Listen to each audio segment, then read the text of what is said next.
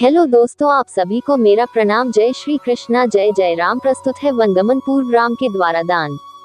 बड़े भाई राम की आज्ञानुसार लक्ष्मण गुरु वशिष्ठ के पुत्र सुयोग्य को अपने साथ ले आए। राम और सीता ने अत्यंत श्रद्धा के साथ उनकी प्रदक्षिणा की। इसके पश्चात उन्होंने अपने स्वर्ण कुंडल, बाजूबंद, कड़े, मालाएं तथा रत्नजटित अन्य आभूषणों को उन्हें देते हुए कहा, हे मित्र, जनकनंदिनी सीता भी मेरे साथ वन को जा रही हैं, इसलिए ये अपने कनकन, मुक्तमाला, किंकनी, हीरे, मोती, रत्न आदि समस्त आभूषण आपकी पत्नी को दान करना चाहती हैं। आप इन आभूषणों को सीता की ओर से उन्हें आदर तथा नम्रता के साथ समर्पित कर देना। मेरी यह स्वर्णजटित शया अब मेरे लिए किसी काम का नहीं है, अतः इसे भी आप ले जाइए। मेरे मामा ने अत्यंत स्नेह के साथ मुझे यह हाथी दिया था, इसे भी सहस्त्र स्वर्ण मुद्राओं के साथ आप स्वीकार करें। राम के वंगमन के विषय में ज्ञात होने पर सुयोग्य के नेत्रों अश्रु भर आए। सजल नेत्रों के साथ राम के द्वारा प्रदान की गई वस्तुओं को उन्होंने ग्रहण किया और आशीर्वाद दिया, हे राम, तुम चिरजीवी हो। तुम्हारा 14 वर्ष का वनवास तुम्हारे लिए निष्कंटक और कीर्तिदायक हो। वनवास की अवधि समाप्त होने पर लौटने पर तुम्हें अयोध्या का राज्य पुनः प्राप्त हो। इस प्रकार आशीर्वाद देकर गुरुपुत्र सुयोग्य विदा हुए। उसके बाद राम ने अपने सेवकों को, जो कि राम के वनवास से दुखी होकर रो रहे थे, बहुत सारा धन दान में दिया और सांत्वना देते हुए बोले, तुम लोग यहीं रहकर महाराज, माता कौशल्या, सुमित्रा, कैकेयी, भरत, शत्रुघ्न एवं अन्य गुरुजनों की तन मन लगाकर सेवा करना। सदैव इस बात का ध्यान रखना कि उन्हें किसी प्रकार की असुविधा न हो। फिर राम ने अपनी समस्त व्यक्तिगत संपत्ति को मंगवाकर सीता के हाथों से उसे गरीब, दुखी, दीन दरिद्रों में बंटवा दिया। राम और सीता के द्वारा मुक्त हस्त से दान दिए जाने की चर्चा सारे नगर में दावानल की भांति फैल गई। उन दिनों अयोध्या के समीपवर्ती एक ग्राम में गर्गगोत्री त्रिजटा नामक एक तपस्वी ब्राह्मण निवास करता था।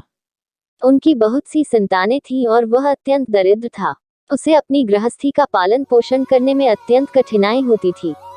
राम के द्वारा किए जाने वाले दान की चर्चा सुनकर उसकी पत्नी ने उनसे से कहा, हे स्वामी, आपको भी ज्ञात हुआ होगा कि अयोध्या के ज्येष्ठ राजकुमार श्री रामचंद्र जी अपना सर्वस्व दान में वितरित कर रहे हैं। आप भी उनके पास जाकर याचना करें। हमारी निर्धनता और दरिद्रता से तथा आपकी याचना से द्रवित होकर दयालु राम हम पर भी अवश्य ही दया करेंगे और इस दरिद्रता से हमारा उद्धार कर देंगे।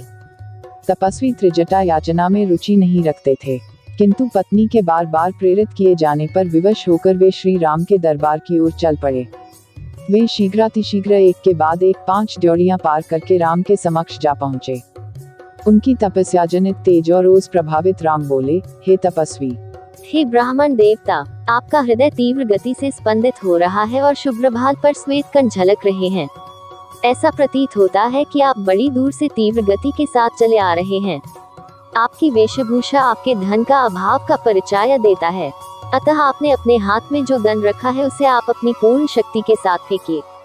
यह धन जहाँ पर जाकर गिरेगा, आपके खड़े होने से उस स्थान तक जितनी गौएं खड़ी हो सकेंगी, मैं आपको अर्पित कर दूंगा और उन गौओं के भरण पोषण के लिए भी पर्याप्त साधन जुटा दूंगा।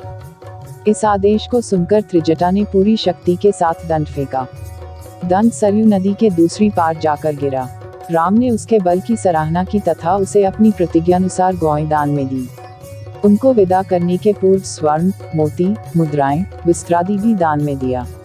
इस प्रकार अपनी असंख्य धनराशि का दान कर सबको संतुष्ट करने के पश्चात वे सीता और लक्ष्मण के साथ पिता के दर्शनों के लिए चले गए। धन्यवाद आप सभी का। आपका दिन सुखमय हो। ओम साई राम।